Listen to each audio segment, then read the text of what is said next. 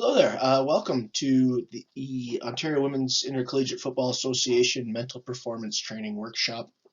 My name is Wade Wilson. I'm going to do a little bit of a introduction bio in a second, but I just want to say I'm very happy to be part of providing some programming, some content information for the Ontario Women's Intercollegiate Football Association. So, quick bio about myself. I love football, always have. My favorite NFL team is the Baltimore Ravens, and yeah, I'm the crazy pet owner that you know gets my pet some matching fan gear. But anyways, I got my PhD at the University of Waterloo in Recreation and Leisure Studies Department in 2015. My master's is in human kinetics with a focus on sport and exercise psychology from the University of Windsor, and my BA in sports psychology from Laurentian University. So my research interests, when I do get the opportunity to do some research, I like focusing on some of the darker side of sports. My dissertation research was looking at moral disengagement and attitudes towards performance-enhancing drug use and things of that nature. I've been a professional member with the Canadian Sports Psychology Association since 2008 and have been providing mental training skills and mental performance skills for a variety of athletes, coaches, and clients since 2008. Again, with my consulting business, Wilson Mental Performance Consulting. I've been an athlete, was an athlete, I should say, competitive athlete for the majority of my life. Ice hockey was my main sport, but I've competed in figure skating and some dance, and I've also competed in wrestling and rugby and all of the other, combat sports as well. I also provide some supervision for potential candidates for the professional membership to the Canadian Sports Psychology Association, and I am an avid dog lover, which again you could probably see. Here's my rescue, or our rescue greyhound, Willa. She's a former professional race dog. We got her in 2017 out of Alabama. So anyways, that's a little bit about me. But again, more importantly, let's continue on this journey and talk about what we're going to be doing. So we're going to cover quickly the importance of mental training. We're going to talk about anxiety. We're going to talk about how we can deal with some anxiety, and then we'll wrap it up in a quick summary. Also, there is a handout, a Word document that goes along with this. And it'll go through the exercises that we talk about and provide some instruction as well, and it will have a bunch of tips and some exercises, some grounding techniques, some ways that we can utilize our self-talk to deal with our anxiety and our fear as well. And but we'll go through each of those as we go through the presentation. I also want to say that the photos that I grabbed from the website, the Ontario Women's Intercollegiate Football Association website, thanks to Jeff and Robin for providing some great visuals to go along with this presentation. Alrighty. So as we were kind of going through the correspondence I was with the association, we landed on the topic of anxiety and how we might handle some, fear of the unknown, how we handle some uncertainty, and what maybe goes into causing us to doubt ourselves and cause ourselves to worry about our performance. So we figured that we would touch on anxiety and then some ways to deal with it and how we can utilize our self-talk to help alleviate some of that anxiety. So first off, the importance of mental training. I get asked a lot about, why should we incorporate mental training into our programs or to our regimes or to our day-to-day routines? Well, here are some of the main points that I like to talk about. Physical training alone, no matter how fast, how strong, how quick, and how great your skills are, physical training alone will not stop fear and anxiety. It's going to be in how we think. Also, too, our thoughts direct our bodies, and that's incredibly important concept that we should remember. That yes, and we're going to look at how a single thought can physically impact our behaviors. So we also know that our opponents that we're probably going to be playing against or competing against might be at the same skill level. So what's going to give us the edge over our competition? And we also know that training and competition is stressful, so we want to be equipped with some ways to deal with that stress, manage our triggers when it comes to stress, and be able to keep ourselves composed and in our optimal level for performance. And mental training allows us to do all of those things. All right, so we're going to jump right into anxiety. So, what is it? Anxiety is a negative emotion that is elicited after appraising an event or experience. So, it's we start to feel that negative emotion, that doubt, that worry, that fear uh, after we survey, say, a situation or a potential experience. So again, it's our perception of what we're seeing and what we're experiencing. And if we perceive it as it's going to be something, that's not going to be helpful, or it's going to be bad, or it's going to be a threat to us, then we're going to get that negative emotion with it. So the negative emotion elicited after appraising an event or an experience. So it's the negative interpretation of arousal, so our bodily energy, so the physiological sensations that we might get, the temperature, our body temperature rising, sweating, jitteriness, elevated heart rate, elevated breathing rate,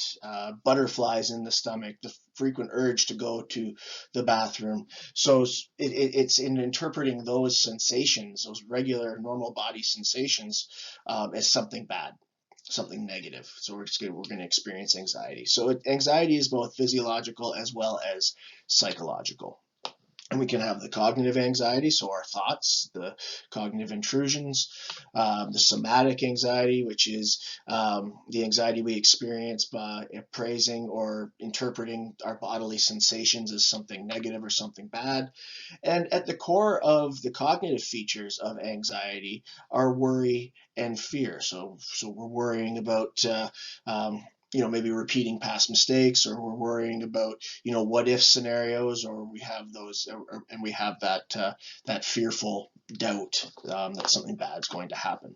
So, and usually the worry and the fear and the doubt come around situations that involve a lot of unknowns and uncertainty as well. And again, much like what we've been experiencing over the past year, there have been a lot of unknowns and a lot of uncertainties, and and we've been doing our best to adapt and be resilient with those. But again, it brings with it a lot of fear and worry as well.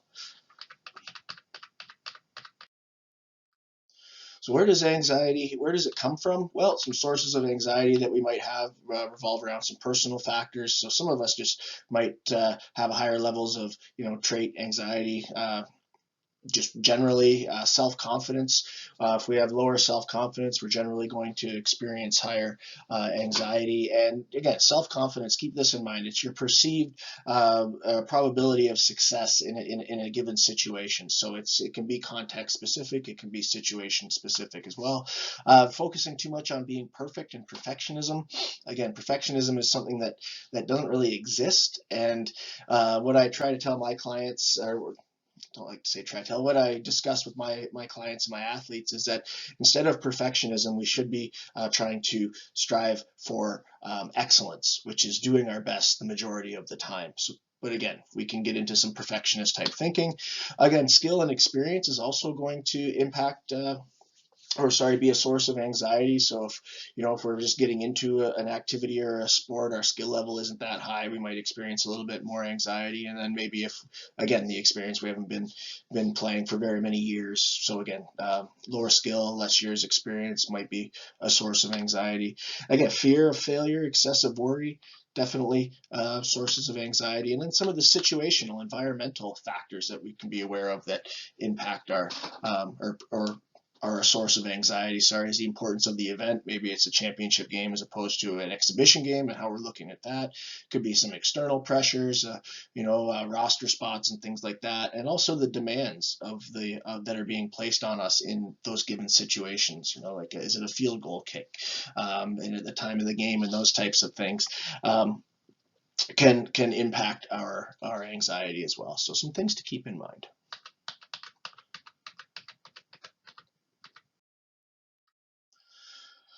So now that we know what anxiety is, and we know some of the factors that can impact our anxiety, or where it might come from, some sources, we want to kind of also touch on how recognizing how it manipulates us, or how it might impact our behaviors.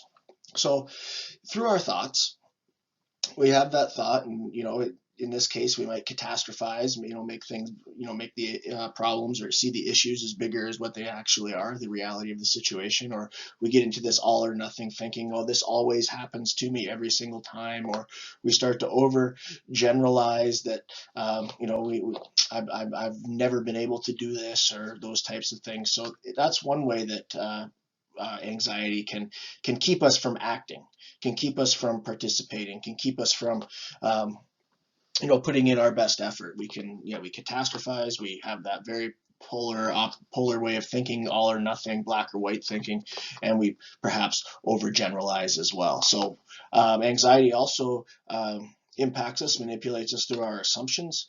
Sometimes, when we do feel anxiety, we have to we say we got to get rid of this anxiety. Anxiety is something bad. It's last time I felt this way, I didn't perform very well, so I have to get rid of it. And then that puts pressure on us as well. And then we're taking our focus off what's important and putting it on, solely focusing on our anxiety. The assumption of I must be perfect, again, getting back to perfectionist thoughts. No one's asking us to be perfect. And you shouldn't be asking perfection of yourself. You should be asking your best, asking for your best, and doing your best trying to do your best the majority of the time. And also the assumption of I shouldn't be anxious. Only weak athletes get anxious before a competition and things like that. Well, that's simply not true. We're all going to experience the stress, the fight or flight. We're all going to experience anxiety. It's just sometimes it's how we interpret those physiological sensations that is going to impact us in a positive or negative way. So instead of thinking, oh, I shouldn't be anxious and I'm nervous and I got to get rid of this anxiety, say to yourself, oh yes, this is great. I kind of figured that I would get a little bit worked up, or get a little bit pumped up or amped up for this, and this is good. It's good body energy, and it's going to help me in my performance. And then also anxiety can manipulate us through our schemes or through our general patterns of thought. Sometimes we might think that people are going to laugh at me if we try to step outside of our comfort zone, or if we make a mistake, or if we miss a field goal or miss a pass or fumble the ball or something like that. It's in these general patterns of thought that our anxiety can manipulate us. So sometimes we feel like we're going to be laughed at, and it's a knock against our ego and our ability. And we generally also think that failure is unacceptable. Failure is not fatal in the sport, recreation, and physical activity context. It means that you tried, you took a swing, you took a shot, and it didn't work out. But we get into this general pattern of thought that failure is unacceptable, and it really does impact our anxiety and also impact our performance.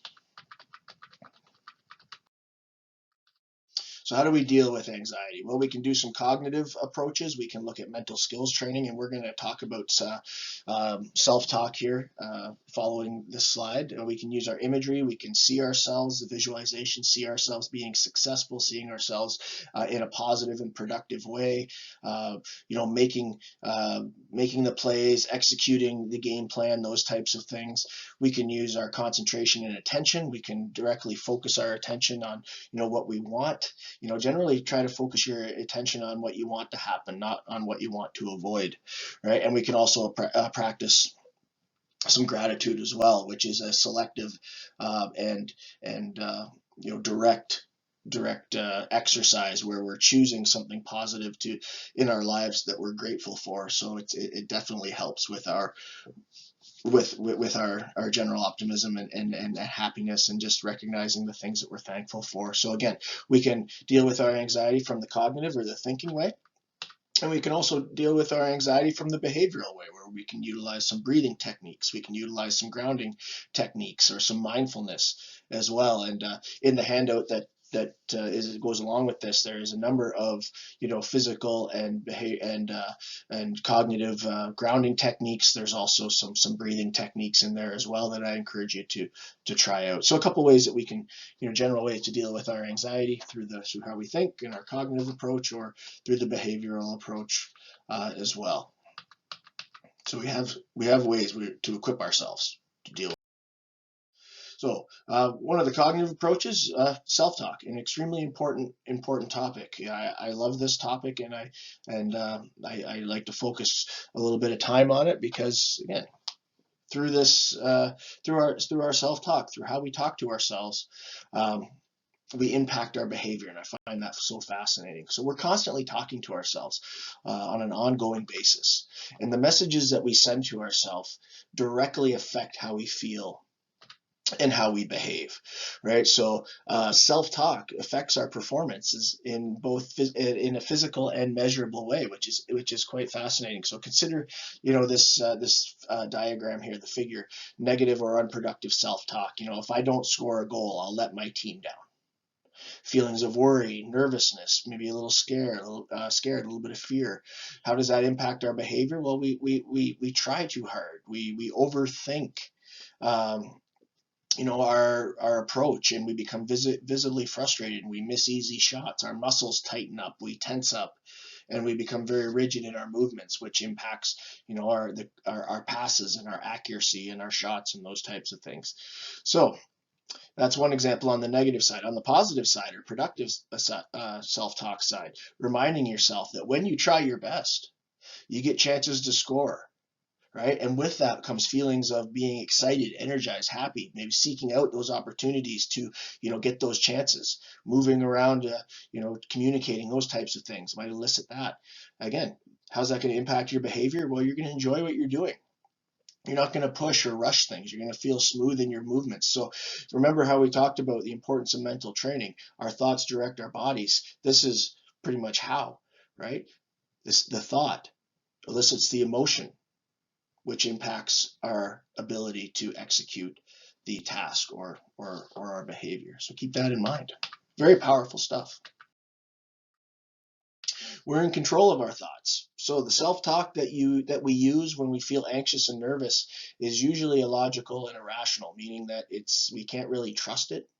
And we're not thinking very, very realistic either. So that when we are in those highly nervous states, or we're very anxious, our thoughts are usually illogical and irrational. So we want to be aware of our self-talk so we can modify the unproductive dialogue. Again, awareness is key, and awareness is going to keep us grounded in any pressurized situation. So awareness of our self-talk. Self-talk is how we think. It's what happens in the small gap of time between an action and our response. So again, we are responsible for what we tell ourselves and for what we experience and feel in that moment. So again, we're in charge up here. We're in control, and we want to be talking to ourselves in a way that is going to set ourselves up for the best chances of success. So we want to be focusing our attention and our self-talk on things that we want to happen and what we want to do, not things that we want to avoid in those competitive moments. So how do we use self-talk? Well, there's the when and the what. Right, so maybe if it's around training and around practice, we want our self-talk to be maybe more instructional, like talking ourselves through the steps of executing a skill or a task or a play or something like that. We want to focus on our skill development and be very process directed, very moment to moment process directed. So again, skilled focus, more instructional type of self-talk. Maybe before competition, we're looking at some productive, enjoyable, and motivational types of self-talk. Some good positive self-affirmations. I am. Right. And then, we're going to be talking to ourselves during competition as well, but hopefully not as much. But that self-talk between plays should be encouraging and productive and directed towards what we should be doing, as opposed to what we want to be avoiding. So again, training, very instructional skill, competition before, during, and after is motivational and assuring.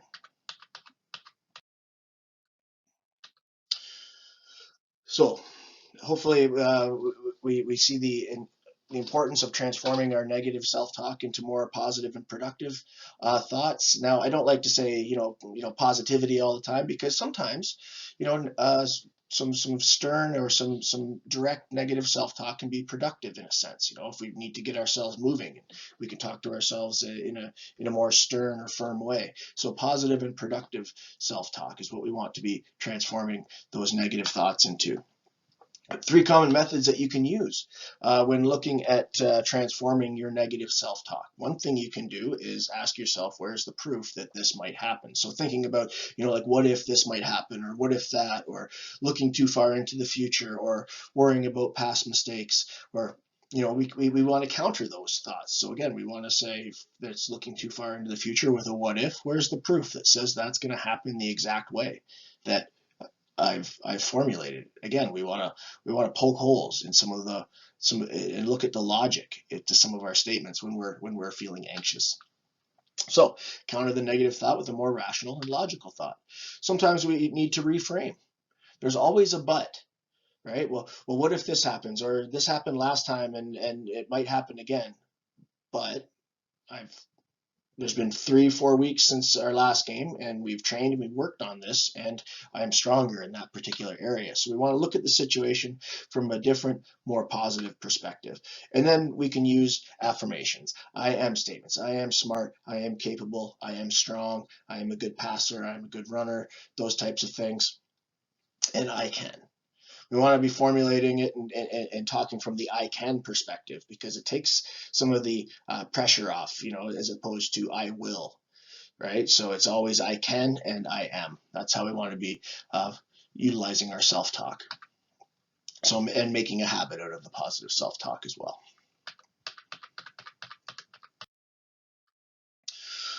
So we mentioned fear is being incorporated and associated with anxiety. So here's a couple of things that we can do to conquer our fear of failure. And fear of failure is going to be a natural thing. It's it's perceived as very negative because it hits at our ego. We don't want to be making mistakes. We don't want to not be improving, and we don't we want to be following through and achieving. But there's always going to be this element of fear of failure, and we have to learn to come to accept that it's going to be a natural part of competition. There's always going to be that possibility that it doesn't work out, but we don't focus on that. We just accept it and direct our attention to what we can do, and as opposed to what we want to avoid. And we do that through our self-talk. But here's a couple of ways that we can look at, to get us past that fear of failure and into action mode, where we want to be.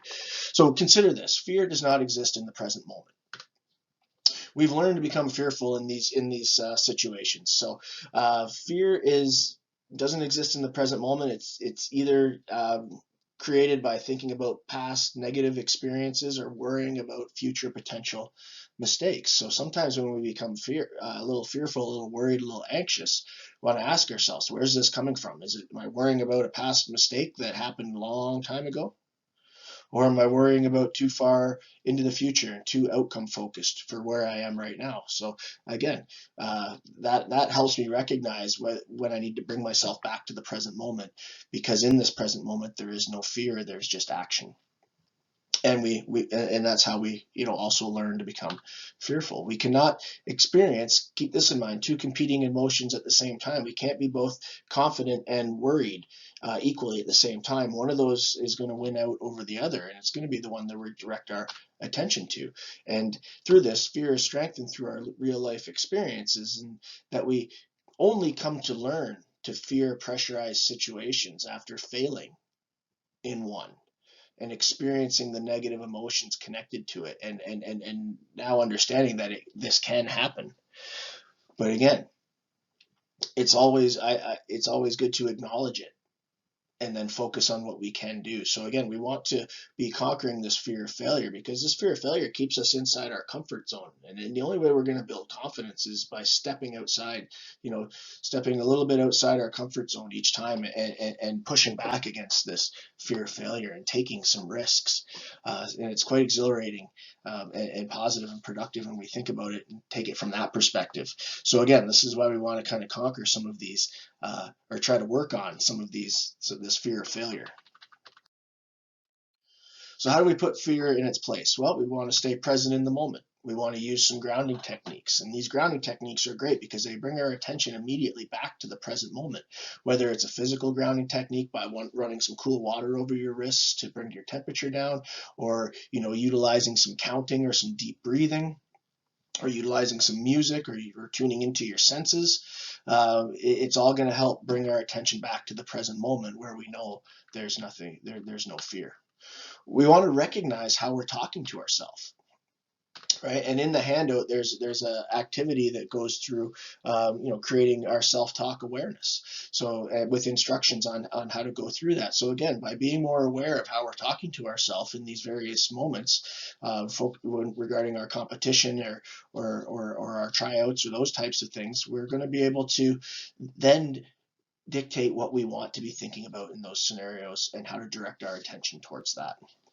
So again, that awareness is going to be is going to keep us grounded in any pressurized situation. So we want to recognize and develop our awareness to our self-talk. Also, there's the facing fear exercise as well. So it's kind of listening, going through, filling out the table and answering some of the prompts there, and acknowledging some of the scenarios that we might become fearful in, and recognizing, is that a rational or irrational fear? And one way to kind of decipher that is, in this scenario, is there a chance for me to be really physically hurt and harmed? And because that would be more of a rational type fear as opposed to an irrational type fear. So again, you just kind of ask yourself that, and then how do you want to handle the situation, and then what would be a potential most likely outcome from that. So again, it's acknowledging, confronting that, and then working out a plan to kind of see ourselves bridging that, or getting past that barrier. And then there's also some breathing techniques as well in the handout, some rhythmic breathing, some deep breathing, and some different types of breathing: the snake breath, the bunny breath, the bear breath, and those other ones like that can help us in manage our breathing and keep us present in the moment. So a quick summary, just to recap on what we talked about today. Just keep in mind, the best tool that any athlete has is their mind, because it's how we think, our performance, how we handle that stress, how we handle that anxiety. Practice and patience is key. We always want to be learning. We want to be trying out some new techniques or some new exercises that might help impact our performance in a positive way. We want to be thinking positive and productive. We want to be taking some risks, trying to step outside of our comfort zone a little bit, trying to quiet that negative voice, and trying to push back against our fear of failure or those worries in the competitive context. And when we experience that success, it further solidifies our confidence and shows us that there's proof that we're improving and working through those and focusing on the positive things. Attitude and effort, things that we can control, and choices that we get. We have control. These are what we have control over. We get to choose our attitude, and we get to choose how much effort we put forth in any given task and on any given day. And of course, always enjoy the moment, enjoy the process, and through that, enjoy your success.